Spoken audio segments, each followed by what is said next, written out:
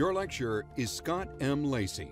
Dr. Lacey is an associate professor of sociology and anthropology at Fairfield University. He is also the founder and executive director of African Sky, a nonprofit organization that serves hard-working farm families in rural Mali, West Africa. Dr. Lacey earned his PhD in anthropology at the University of California, Santa Barbara. His nonprofit and academic work has been featured in 2 major documentaries, Sustaining Life and Nyogonfe Together. He is a co-author of 2 popular textbooks, Applying Anthropology and Applying Cultural Anthropology.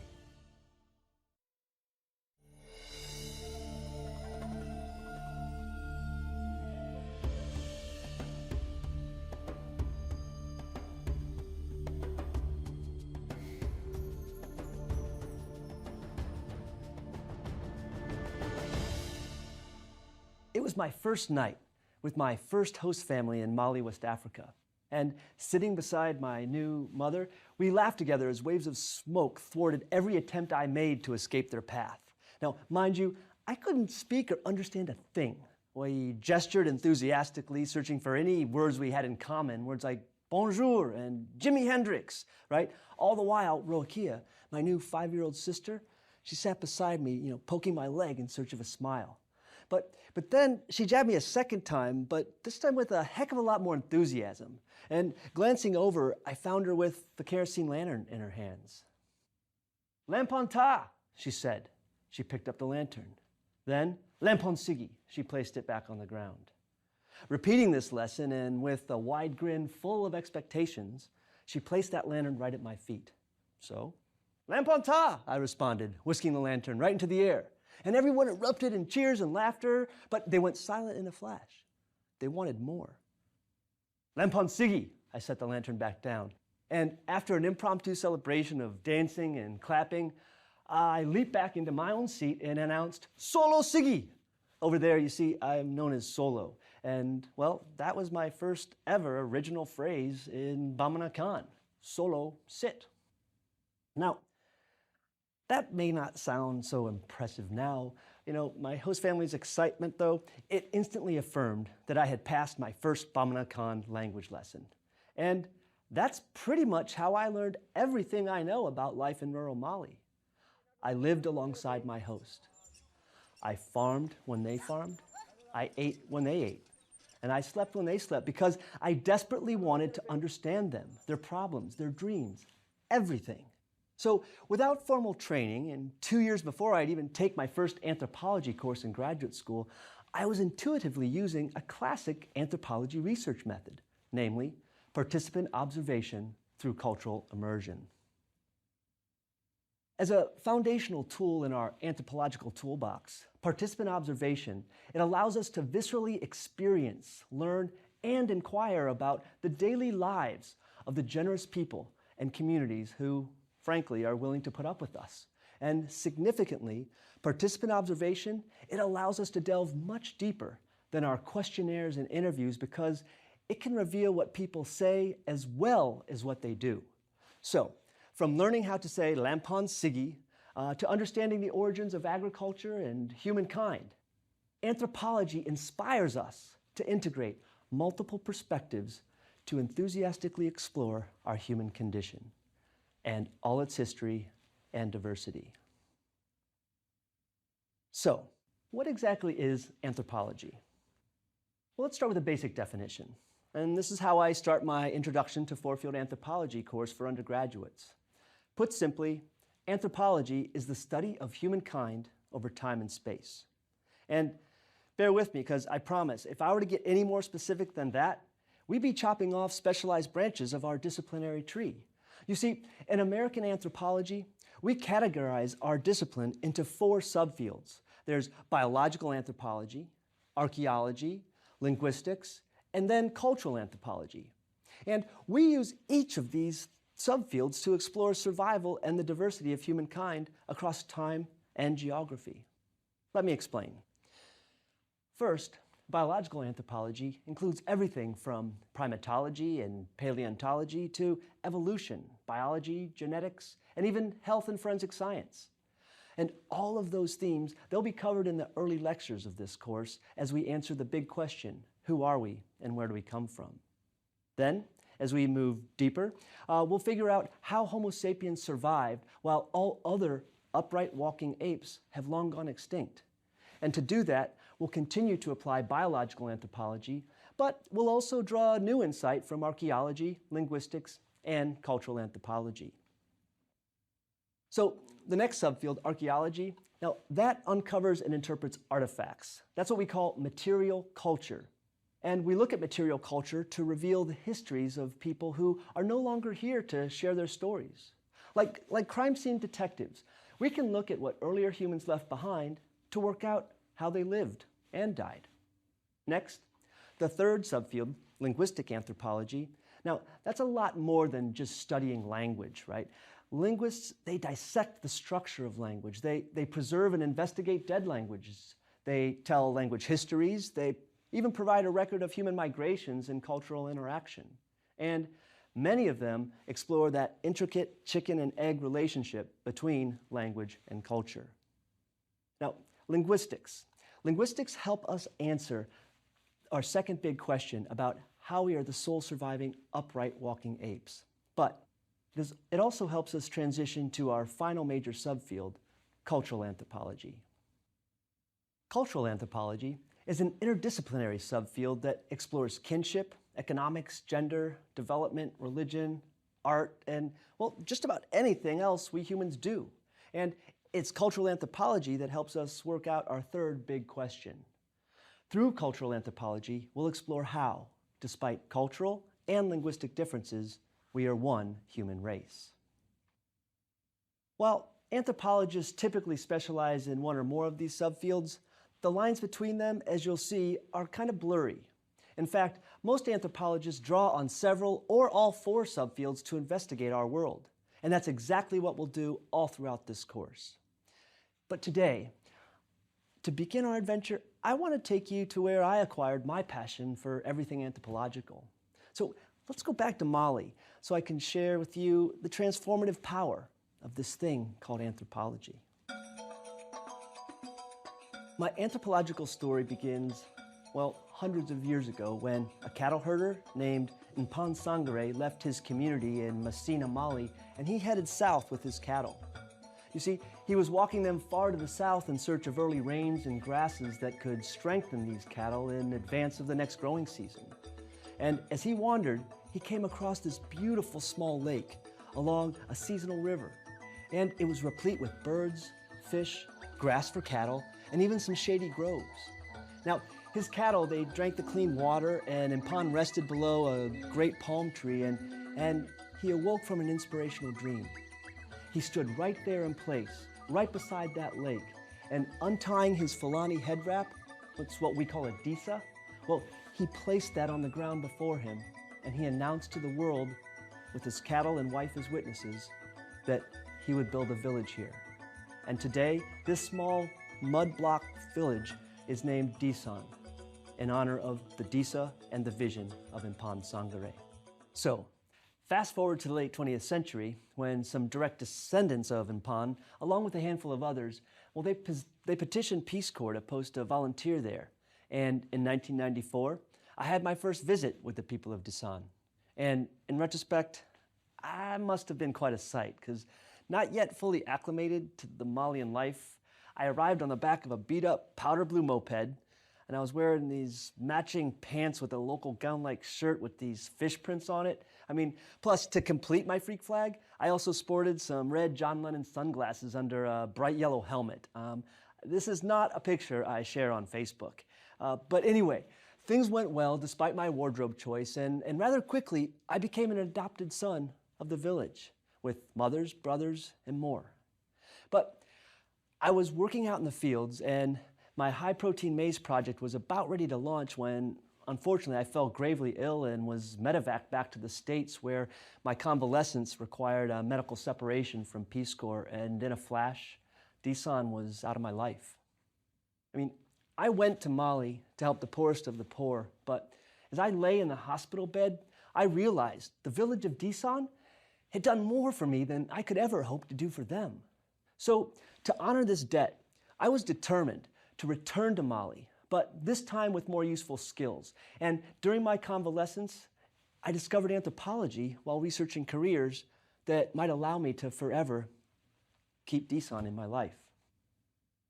At UC Santa Barbara, I was trained in four-field anthropology as a graduate student, and my specialization was in cultural anthropology. And as a cultural anthropologist, I've spent the past 2 decades working between family farmers in West Africa and technical experts, including plant breeders, engineers, builders, and even teachers.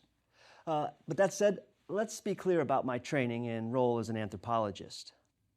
First, I'm no plant breeder, but I've studied plant breeding and agriculture long enough to speak their language, hold a conversation, and even understand lab culture.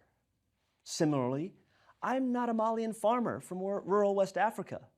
Nonetheless, I've lived and worked alongside Bamana farming families long enough to speak their language and to be a functioning member of the community and household that was kind enough to take me in. So, with a foot in each camp, an anthropologist like me, we can bridge the efforts and knowledge of disconnected experts with something to gain from sharing knowledge and resources. And inspired by that original Peace Corps experience, as an anthropologist, I bridge rural farmers and research scientists, both of whom work hard towards increasing food security for farming families. And this is typical of anthropologists. As we'll see time and time again throughout this course, anthropology builds cross-cultural bridges of understanding. Now, that said, I should probably offer a confession. I didn't really start off as a true bridge builder. I was a hardline farmer-first kind of thinker.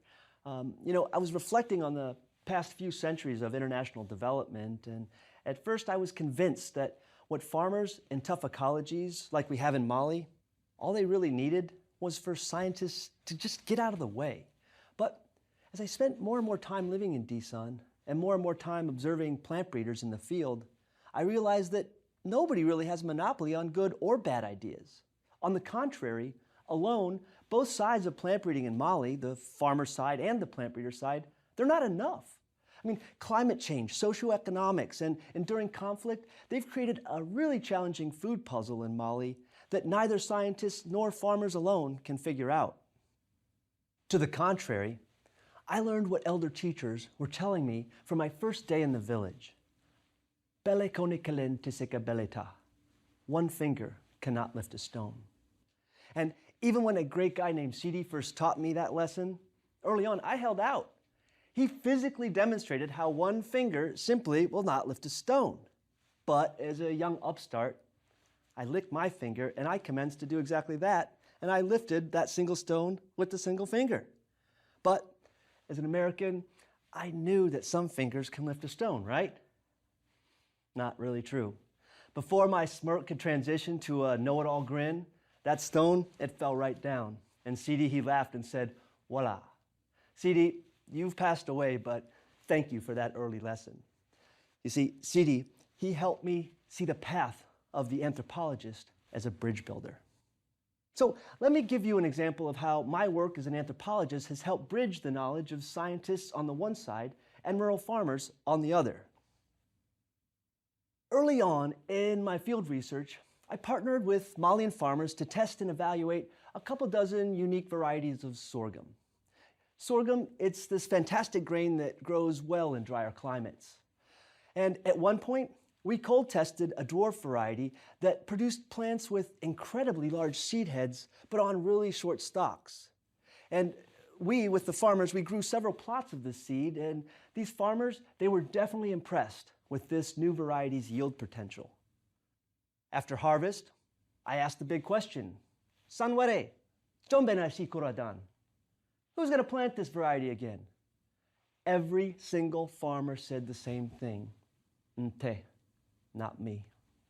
Now, just imagine, say you're a scientist, a professional plant breeder, and you've developed this fecund sorghum variety. You did every single thing right. You sought out farmer input on what they want, and most farmers prioritized increased yields as their most desired quality. So, high-yielding sorghum? Check. Then, You experimented until you finally developed that high-yielding variety that invests less energy on the stalk height in favor of increasing potential grain production. High-yielding sorghum. That's exactly what they wanted. Check. Yet, even farmers who admired your dwarf variety chose not to adopt it for their family fields. Why? Well, the answer emerged not from the questionnaires and interviews that we did, but rather they were hidden in the plain sight of daily life. You see, there are a lot of cattle in rural Mali, and it's not uncommon that cows and bulls break loose for an unlimited buffet in some unsuspecting farmer's field. So, with a big and tasty seed head poised right at eye level for passing cattle, this prolific sorghum seed, it's not likely to make it all the way home to the family granary. So, here in this corner of the world, the advantage of increased grain production, it wasn't worth the risk of a bovine catastrophe.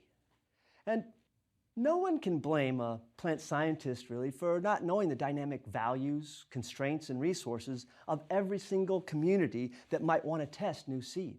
I mean, what kind of researcher would have the time to conduct that kind of long-term, culturally embedded research? You're looking at one, right? For a cultural anthropologist like me, culture immersion and cross-cultural research, that's my bread and butter. With plant scientists and family farmers as partners, I deploy cross-cultural research methods to bridge our mutual resources, knowledge, and research priorities. And over the past several years, I've used this approach to assemble unlikely cross-cultural partners for mechanical engineering, as well as structural engineering and even design. I've become a specialist in what I now call cross-cultural knowledge production.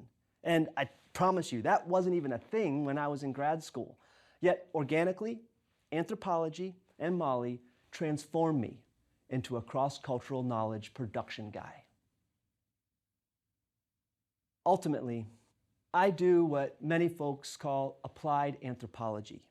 Now, fierce advocates of applied anthropology, they may consider this as a fifth subdiscipline of our field because applied anthropologists, they tend to differ from conventional academic researchers. You see, in addition to peer-reviewed journal articles, university press books, and academic conferences, we applied anthropologists, we may write annual reports for charities or research institutes. We may help draft legislation, or even bring together various stakeholders to improve patient outcomes at a health clinic. These are some of many examples of anthropologists who consider themselves applied anthropologists. And there's an even larger number of us with interdisciplinary training and scholarship. Some of the biggest areas of applied and/or interdisciplinary anthropology include medical anthropology, legal anthropology, education, and, for me, international development. And I promise, those are all topics we'll discuss in future lectures. So, for now, let me return to the image of anthropologists as bridge builders, because it's in that capacity that we're able to produce cross-cultural knowledge, which is to say, knowledge that draws on the experience and understanding of diverse groups who often have very little common cultural ground. Such knowledge is important because it counteracts the problem of cultural bias and blind spots in order to create benefits for a wider swath of humanity. And perhaps, even more starkly, such an approach, it works to mitigate the power inequalities imbued in top-down development programs, or more plainly, it's collaborative co-learning, right? It's a collaborative co-learning ethos rather than that deliverer-teacher model of conventional agricultural extension and development initiatives. To illustrate this point, let's return to my favorite field experiment ever, where we can see anthropology at work as a cross-cultural knowledge producer. After learning there were just over a half dozen unique varieties of sorghum grown in Disan, well, I got a hold of 23 new varieties that no one had ever seen before.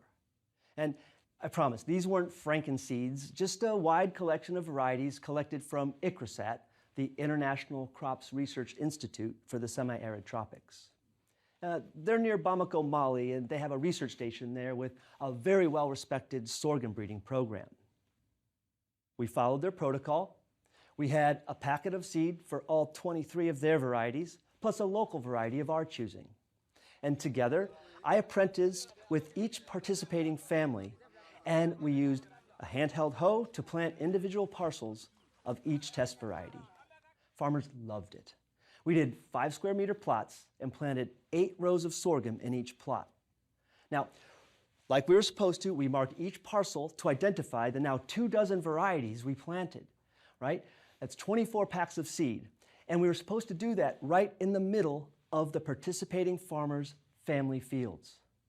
See, the center of fields, those tend to be the richest parts of fields in Dison. And thankfully, that year, we only had to plant that field once. You see, as a participant observer, one year, that was a few years earlier, I worked with my host family to seed a 5-hectare plot by hand no less than 3 times in a single season. Why? The rain never came. We planted, but the first round didn't take. So we had to repeat the process. And I'll tell you, I remember nearly crying, and seriously, right? I remember nearly crying when I heard we had to reseed that big field yet a 3rd time. But in our experiment, the first planting took. So Brahma Sangre, my host brother and primary farming teacher, you see, I apprenticed with him too, he asked me what we're supposed to do with our extra seed, to which I did one of the best things an anthropologist can ever do. I shut up. I don't know, I said. Then I asked him, instead of the formal trials we previously planted, how does he normally test new seed that he's never seen before? Now, that's some anthropology there, right? We have the formal ICRISAT protocol going on, and now a parallel farmer-led experiment. And the whole experience is teaching me how both scientific plant breeders and farmers work to secure the future of food. Now, you can read about this study in the journal Agriculture and Human Values, but for our purposes today, here are some of the major findings from that study. First, unlike the official plots, farmers, they tend to test novel sorghum varieties on the perimeters of their family fields. Why? Well, they eat what they grow. So when they test new seed, they really don't have the luxury of giving up their most productive spots, the center of their family sorghum fields. But more importantly, Brahma explained to me, right, that when he tests new varieties, he tests them. His existing varieties, they already work in good conditions here. So what Brahma is looking for are new varieties that perform despite less than perfect conditions, like the periphery of the field. Because if they work well in bad spots, they'll emerge as champions elsewhere in the field. And in fact, using his alternative tests, Brahma identified and adopted several varieties that year that he continues to grow and disseminate to this day. Okay, what else? Well, second, unlike official test plots, right? Farmers like Brahma insisted on intercropping the test varieties in their secondary plots.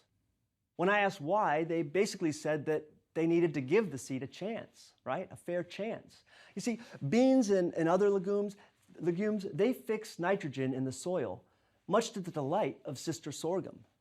And another unpredictable conclusion was that in the secondary tests, farmers didn't even bother sectioning off or marking off unique seed packs. In fact, when we planted Brahma's secondary tests, we walked together, each one of us in our separate furrows, planting 2 to 3 seeds about an inch deep after every short pace. We'd start and Brahma took out a random packet, we split up the seed and planted until we were out. Then we just repeated this process for all the test varieties. There was a point then when I asked Brahma, why aren't we marking off these different seed packets? And I remember his quite generous and surprised smile when he responded with a question. Don't you think I'll be able to figure out if there's anything interesting in there? You see, he didn't need a name. He wasn't interested in this type over that type. He was looking for something that would speak for itself. When I presented this research at the Ministry of Agriculture in Bamako, they literally giggled and even joked a bit about the clear breach of scientific protocol. But they were all ears when I showed our final major conclusion. Amazingly, the farmers revealed the critical importance of doing field work in the anthropological tradition. It seems the farmers not only loved the experiment, but, and here's the twist, after the test plots, they adopted the exact opposite sorghum varieties that their stated preferences indicated. Seriously, it turns out sometimes people say one thing and do another. Before we planted the seed, I asked every household in the village to tell me their desired seed traits for sorghum. And they said they wanted heavy seed. But then in this experiment, they adopted 5 of 8 of the lightest varieties in the whole experiment. And conversely, only 2 of the 8 heaviest varieties. What people say is not what they do. The farmers, they also said they preferred varieties that matured quickly, in 3 months, or even better yet, less. But they only adopted 1 of the 3 fastest varieties. They did adopt 4 of the 5 slowest. The same thing happened with farmers' stated preference for pure white seed coats, and again for their stated preference for large seed. Remarkably, farmers' selections completely contradicted every one of their stated preferences. And this observation, it demonstrates the importance of engaged, long-term field research. Like everyone else, these farmers don't always say what they do or do what they say. And it's information like this that's indispensable for the development of national and international plant breeding programs. I mean, it's clear. We scientists can't just ask family farmers like those in Dison to make a list of desired seed traits. That's a really good start, but as my vignette showed, that list, it's incomplete. Cross-cultural projects in particular require participant observation and other anthropological approaches, all of which begin with inquiries into and engagement with local knowledge and resources. From their methods for testing novel seed to their complex criteria for choosing the right type or types of sorghum for their own family fields, these farmers are amazing. You see, even before we had planted these seeds, merely by looking at these curious test varieties, right, they were spot on with their predictions of weak and strong seed. We used a 5-point scale in the end. They adopted 0 of the varieties they ranked unfavorably at 2.5 or less. And on the other hand, they adopted over half of the varieties they rated absolutely highest. My Malian hosts have taught me more than I can describe in a single lecture, but that seed study remains my favorite, and it produced knowledge that served science and filled bellies at the same time. In fact, it's now the subject of a documentary project called Nyogan Together. Think about this. Without a dime exchanged between them, farmer to farmer, Malian households shared this seed with neighbors and family. And some of these varieties have spread so far, we can no longer track them. I mean, essentially, some of the varieties that started out in our 5-square-meter plots, they've spread informally at least as far as 250 kilometers away from our village. And while all this sorghum excitement was going on, back home at UC Santa Barbara, the Engineers Without Borders team proposed a joint project with me and Mali. You see, they wanted to work with Malians to make biofuel using jatropha nuts, which are common all over Dison and southern Mali. So, swapping engineers for plant breeders, I applied my cross-cultural knowledge production approach to bridge science and the knowledge of blacksmiths, farmers, hunters, parents, teachers, and others in Dison. And after spending a year studying the jatropha projects, those engineers, that team, they arrived in Dison. But before I facilitated the start of their jatropha work, I gave them a crash course in cross-cultural knowledge production.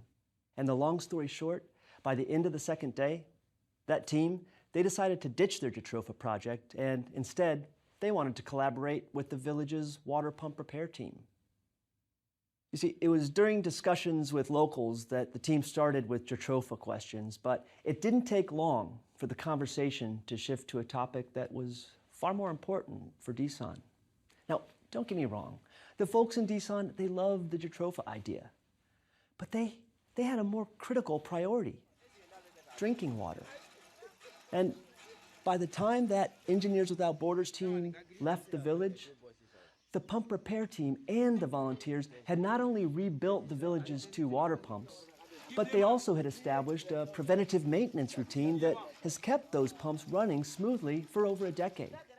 And in the old days, I can remember we always had at least 1 broken pump on any given day in Desan. And given that there's almost 900 people who live in this village, keeping those 2 pumps running, it makes life easier and healthier for all.